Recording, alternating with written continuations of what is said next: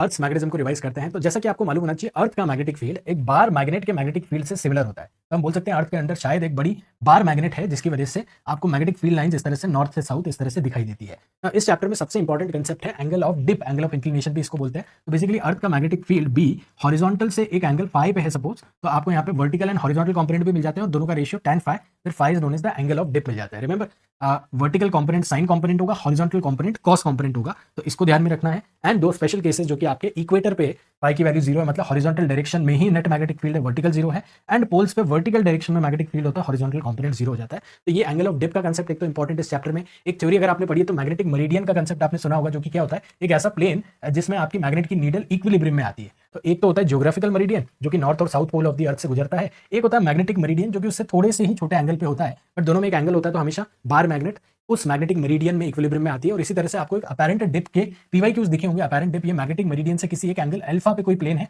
उसमें कितना angle of dip होता है वो मेजर करता है। तो ध्यान देना, मैग्नेटिक मेरिडियन से किसी अल्फा एंगल पे आपने एक और प्लेन लिया है, तो हॉरिजॉन्टल कंपोनेंट क्या हो जाएगा, बी एच कॉस अल्फा, इधर एक कंपोनेंट बनाएगा। तो आपका ट्रू डिप क्या है, बीवी बाई बी एच। ध्यान देना, अपैरेंट डिप यानी कि इस नए प्लेन में हॉरिजॉन्टल कंपोनेंट बी एच की जगह बी एच कॉस अल्फा हो जाएगा। तो दोनों का अगर आप रेशियो लोगे तो ये फॉर्मूला बनता है, which is a very important formula given that इस पे डायरेक्टली बेस्ड पीवाईक्यूज ऑलरेडी है, चेकआउट कर सकते हैं आप। तो ये फॉर्मूला ध्यान रखना, इसकी एक बार थ्योरी ध्यान से देखना। दो डायग्राम से अपन इसको समझते हैं। अर्थ का हॉरिजॉन्टल कंपोनेंट के बीवी और बी एच दो कंपोनेंट्स है, ठीक है ना। तो अर्थ के मैग्नेटिक फील्ड के हॉरिजॉन्टल कंपोनेंट का भी किसी और प्लेन में एक और कंपोनेंट, तो बी एच की जगह आप बी एच कॉस अल्फा लिखेंगे ना, तो आपको वही बात है, डिनोमिनेटर में कॉस अल्फा मिलेगा। और ये डायरेक्ट फॉर्मूला जिससे वो पीवाईक्यूज में कह रहा हूँ वो हो जाते हैं। तो एक तो ये कंसेप्ट इस चैप्टर में, दूसरा है कि टेंजेंट लॉ। टेंजेंट लॉ क्या कहता है कि एक तो आपका बी कंपोनेंट है ड्यू टू करंट, और एक बी एच है जो कि अर्थ का मैग्नेटिक फील्ड है। ये तो दोनों का जो रेशियो होता है वो tan थीटा होता है। और वही बात है कि ये tan थीटा है तो टेंजेंट लॉ कहलाता है। अब इस पे बेस्ड एक टेंजेंट गैल्वेनोमीटर वर्ड है, आपने शायद सुना होगा। गैल्वेनोमीटर मतलब ये इंस्ट्रूमेंट है जो कि करंट को मेजर करता है। तो आपके पास एक करंट कैरिंग कॉइल है जिसका मैग्नेटिक फील्ड आपको मालूम है, उसके साथ आपको अर्थ का हॉरिजॉन्टल कंपोनेंट मालूम है। तो ये नीडल कहाँ पे अलाइंड होगी, tan थीटा पे, जो कि बी बाई बी एच है।